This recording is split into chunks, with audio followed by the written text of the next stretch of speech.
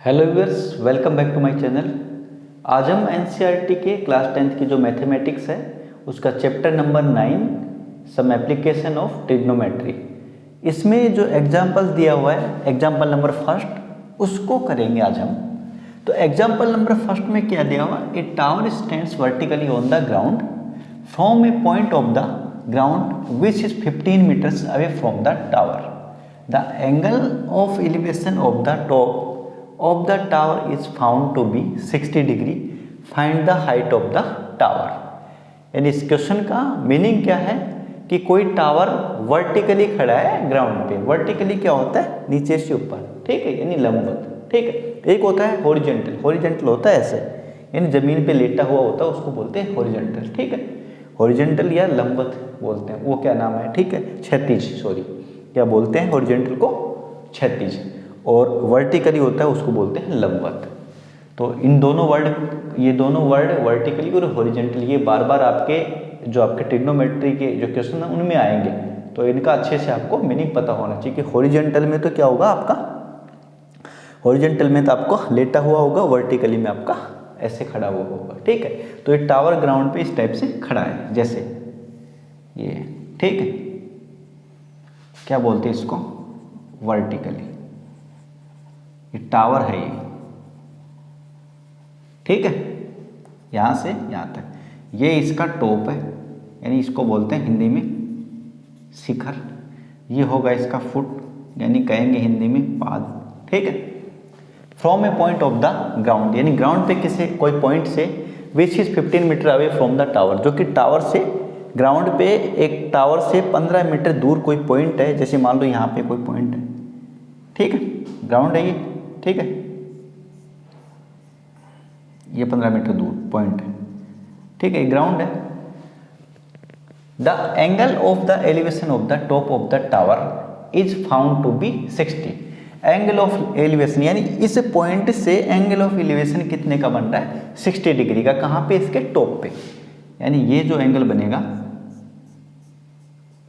इससे देखने पर ये कितने का बन रहा है, 60 डिग्री का, ठीक है। देखो यहां पे ये जो टावर है, इस टावर का ये फुट है, ये टॉप है, यहाँ पे पाद है, ये शिखर है, ठीक है। इससे 15 मीटर दूर, यानी ये डिस्टेंस कितनी है, 15 मीटर दूर, ठीक है, 15 मीटर दूर कोई पॉइंट, इस पॉइंट से इस शिखर को देखने पर 60 डिग्री का एंगल बन रहा है। यानी यहाँ पे हम क्या देख रहे हैं, यहाँ पे हमारी लाइन ऑफ साइट है, ठीक है। अब यहाँ से ऊपर की तरफ ये लाइन ऑफ साइट है, ठीक, और ये है आपका, क्या बोलते हैं इसको, हॉरिजेंटल लेवल, यानी क्षैतिज स्तर, ठीक है, यानी लेटा हुआ। हॉरिजेंटल लेवल से जब ऊपर की तरफ लाइन ऑफ साइट बनती है तो क्या होता है, एंगल ऑफ एलिवेशन होता है, यानी उन्नयन कोण होता है। और जब हॉरिजेंटल लेवल से लाइन ऑफ साइट नीचे की तरफ होती है तो वहां पे क्या, कौन सा एंगल बनेगा, एंगल ऑफ डिप्रेशन, यानी अवनमन कोण बनेगा। यानी ऊपर की तरफ देखोगे तो उन्नयन कोण बनेगा, ठीक है, और डाउन साइड में देखोगे वहां पे अवनमन कोण बनेगा, एंगल ऑफ डिप्रेशन बनेगा। तो अभी यहाँ पे हमारा क्या बन रहा है, एंगल ऑफ एलिवेशन, ठीक है, यानी उन्नयन कोण, एंगल ऑफ एलिवेशन, ठीक है, जिसको हिंदी में बोलते हैं उन्नयन कोण। और ये जो एंगल बनेगा ना कभी भी आपका, तो एंगल कहाँ बनेगा, किन दो चीजों के बीच बनेगा, एक तो आपका हॉरिजेंटल लेवल होगा, ठीक है, वो आपकी किसी बिल्डिंग की छत हो सकती है, वहां से नीचे की तरफ देखते हैं तो वो हॉरिजेंटल लेवल होगा। एक दूसरा होगा आपका, क्या आएगी वहां पे, लाइन ऑफ साइट, ठीक है, ये है आपकी लाइन ऑफ साइट, यानी दृष्टि रेखा। तो जो भी एंगल बनेगा वो इन दो चीजों के बीच बनेगा, हॉरिजेंटल लेवल और लाइन ऑफ साइट। यानी जिस लेवल पे आपका आई साइट, यानी ऐसे देखोगे आप, इससे आप नीचे की तरफ देख रहे हो या ऊपर की तरफ, ठीक है, तो ये तो आपका लेवल होगा, हॉरिजेंटल लेवल, ठीक है, यानी आंखों के सामने सीधा बिल्कुल, ठीक है। अब इससे आप ऊपर देखते हो या फिर नीचे की तरफ देखते हो, वहां पे दोनों एंगल बनेंगे, ठीक है। अब ये 60 डिग्री का एंगल है, ये इसकी हाइट है टावर की, ठीक। टावर के फुट से इतनी दूरी पे 15 मीटर दूरी पे ये एंगल बन रहा है, ठीक है। अब यहाँ पे जब भी कोई बिल्डिंग वर्टिकली होगी बिल्डिंग, या आपका ये जो टावर होगा या फिर कोई बिल्डिंग हो सकती है, या फिर आपका कोई ट्री हो सकता है, या कोई पोल हो सकता है, या फिर किसी काइट की हाइट दे सकता है, या फिर किसी एरोप्लेन की हाइट दे सकता है, यानी ग्राउंड से इतनी ऊंचाई पे वो चीज़ है, ऐसे बताया जाएगा आपको क्वेश्चन के अंदर, ठीक। तो वहाँ पे आप देखना कि वो जो हाइट होगी या फिर कोई टावर होगा या कोई बिल्डिंग होगी, वो और ग्राउंड इन दोनों के बीच यहाँ पे उनका लेवल होगा ना, जो ये आप हॉरिजॉन्टल लेवल बोलते हो, यहाँ पे और इस टावर के बीच यहाँ पे 90 का एंगल बनेगा, ठीक है। यानी यहाँ पे 90 का एंगल बनेगा, और 90 के एंगल के सामने यानी ये वाली साइड, जो सामने वाली साइड होगी वो क्या कहलाएगी, हाइपोटेनस, यानी हिंदी में बोलते हैं इसको कर्ण। 90 के सामने जो साइड होती है, ठीक है, वो होती है कर्ण। और ये 90 का जो थीटा के सामने यहाँ पे थीटा बन रहा है, यहाँ पे 60 डिग्री, थीटा के सामने वाली ये साइड क्या काम करेगी, लंब का काम करेगी, जिसको बोलेंगे परपेंडिकुलर, यानी लंब। मोस्टली तो आप यहाँ पे ही क्वेश्चन में पता चल जाएगा आपको, जैसे टावर वगैरह का नाम लेगा तो यहाँ आपको ये देखना है कि ये 90 का एंगल यहीं पे बनेगा, यानी जो भी बिल्डिंग होगी, आपका टावर होगा या फिर कोई ट्री होगा, वो स्ट्रेट होगा। स्ट्रेट से यदि बेस पे ऐसे लेके आओगे, जैसे स्ट्रेट है कोई चीज़ और बेस पे ऐसे रखोगे इसको, तो ये तो 90 का एंगल बनेगा, श्योर है। तो 90 का एंगल बनेगा, तो यहाँ से आपको लेके चल लेना। 90 के सामने ये, इसके सामने क्या होगा, इसके सामने होगा आपका कर्ण, ठीक है, यानी जिसको बोलेंगे हाइपोटेनस। और यहाँ यदि थीटा बन रहा है, यहाँ पे जो एंगल बन रहा है ये ऐसे, तो इसके थीटा के सामने वाला ये परपेंडिकुलर होगा, ठीक। और यदि यहाँ पे बन रहा है थीटा, तो इसके सामने वाला ये परपेंडिकुलर कहलाएगा, ये वाला, ठीक है। तो ये चीज़ आपको ध्यान रखना है कि थीटा कहाँ बन रहा है, एंगल कहाँ पे बन रहा है। यदि यहाँ बन रहा है तो इसके सामने वाली, थीटा के सामने वाली साइड होगी आपकी परपेंडिकुलर, ठीक है। और यदि थीटा यहाँ बन रहा है तो इसके सामने वाली ये बनेगी आपकी परपेंडिकुलर, ठीक है। 90 के सामने वाला ये तो कर्ण यानी हाइपोटेनस ही रहेगा हमेशा, ठीक।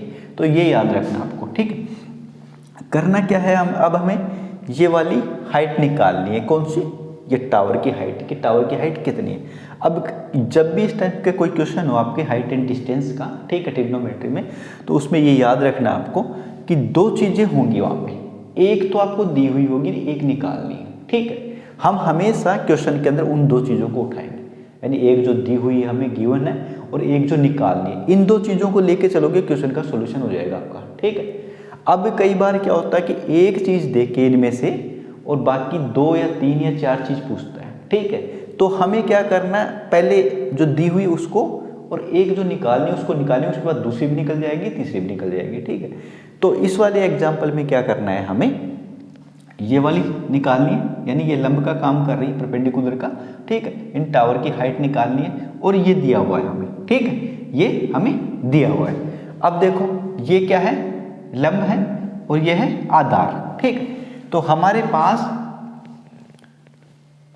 लंब तो क्या है, इसका नाम दे दो आप ए बी और सी, ठीक है। बी सी दिया हुआ है, बी सी लंब है, यानी ये तो निकालना है हमें, ठीक है, ये तो निकालना है, ठीक है। और दिया हुआ क्या है, ए बी दिया हुआ है, ए बी, ठीक है, ए बी दिया हुआ है हमें, और बी सी निकालना है। बी सी क्या है, बी सी है हमारा लंब, ये है आधार, ठीक, परपेंडिकुलर बाय बेस। अब इतना करने के बाद हमें ये देखना है कि ये कौन सी चीज़ में आते हैं, लंब बटे आधार किस में आता है, जो आपके ट्रिग्नोमेट्री के अंदर sine cos tan cot sec cosec 6 चीज़ें होती है, उनमें से कौन सी चीज़ में ये सेट हो रहा है। देखो इसको याद रखने का तरीका ये है, जैसे मान लो आपका होता है लाल बट्टे कक्का, और इंग्लिश, ये तो हिंदी मीडियम के लिए है, और इंग्लिश के लिए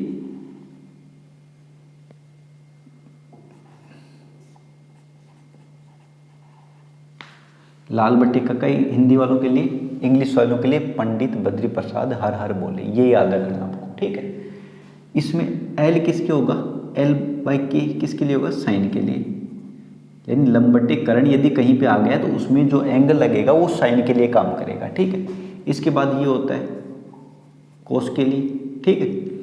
ये होता है लंबटे आधार साइन कोस टेन के लिए, ये होगा कोट के लिए, यानी आधार बटे लंब हो जाएगा ये होगा सेक के लिए, ये होगा कोसेक के लिए। इसी टाइप से इसमें भी होगा इंग्लिश वाले में, साइन कोस, ये होगा टेन, ये होगा कोट, ये होगा सेक और ये होगा कोसेक के लिए, ठीक है।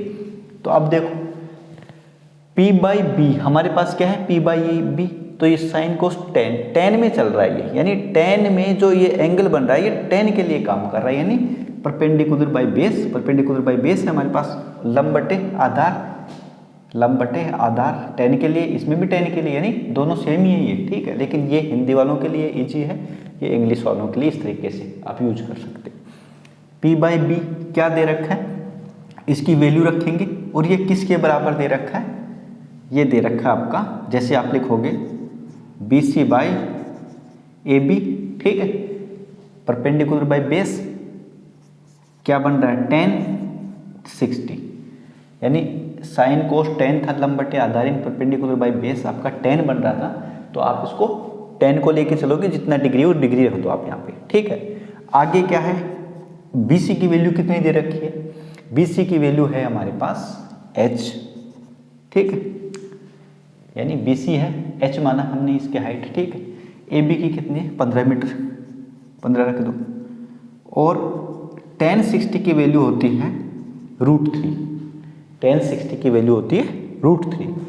अब क्या करना है, √3 के बाई में 1 लगा दो, h की वैल्यू निकाल लो, h बराबर ये क्रॉस मल्टीप्लाई करोगे 1 को h से तो h हो जाएगा, 15 को √3 से करोगे 15 √3, यानी h की वैल्यू हमारे पास कितनी आ गई, 15 √3। h क्या था हमारा, BC, यानी BC की वैल्यू कितनी आ गई हमारे पास, 15 √3।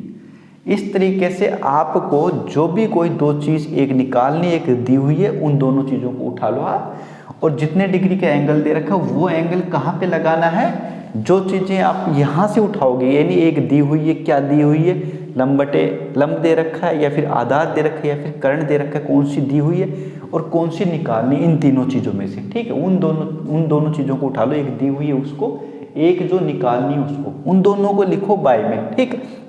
उसके सामने एंगल कौन सा रखना है, एंगल वो रखना है जहाँ पे इनका फॉर्मूला बन रहा हो, यानी जैसे आधार बटे कर्ण आया, आपने आधार निकालना है, कर्ण दिया हो, आधार बटे कर्ण बन गया, तो आधार बटे कर्ण किसमें, कोस में है, ठीक है, यानी इसमें है B by P, base by hypotenuse, यानी कोस में है, तो कोस के साथ कौन सा डिग्री लगाओगे, जो डिग्री दिया हुआ है।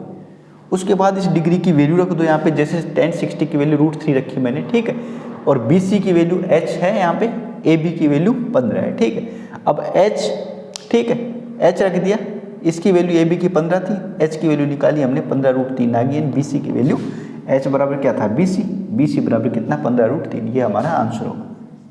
इस तरीके से कोई भी क्वेश्चन हो आपका, चाहे एंगल ऑफ एलिवेशन का हो और चाहे एंगल ऑफ डिप्रेशन का हो, ठीक है, दोनों एंगल इस टाइप से आप निकाल सकते हो। ध्यान यही रखना है कि आपकी पहली बात तो फिगर अच्छे से बननी चाहिए, ठीक है, यानी सही तरीके से जैसा बोला गया वैसे वैसे बनाते जाओ आप, फिगर अच्छे से सही से बन गई बिल्कुल, तो क्वेश्चन बिल्कुल आसान निकल जाएगा। रही बात इन क्वेश्चंस की, इनकी जो एंगल की वैल्यू की 1060 की वैल्यू √3, ये कहाँ से रखी है मैंने, ये टेबल से रखी है। टेबल आप देख सकते हो कहाँ पे, एक वीडियो है चैनल पे, उसमें टेबल कैसे बनाई जाती है, यानी चाहे आप साइन में 10 कोस किसी की भी वैल्यू कितने डिग्री की दे रखी हो, जैसे आपके डिग्री यूज होते हैं यहाँ पे 0, 30, 45, 60 और 90, इनमें से किसी भी डिग्री की वैल्यू आपको निकालनी हो तो उस टेबल में बता रखा है कि कैसे निकालते हैं, ठीक है। या तो आप याद कर लो इनकी सभी की वैल्यू, या यदि याद नहीं कर पाते तो बनाते कैसे उस टेबल को, वो आप वहाँ से सीख सकते हो। और इस तरीके के इस टाइप के क्वेश्चंस को, यानी चाहे कोई एग्जाम्पल हो, चाहे आपके कोई कॉम्पिटिटिव एग्जाम में हो, चाहे एकेडमिक में हो, उनको आप सोल्व कर सकते हो। Thank you.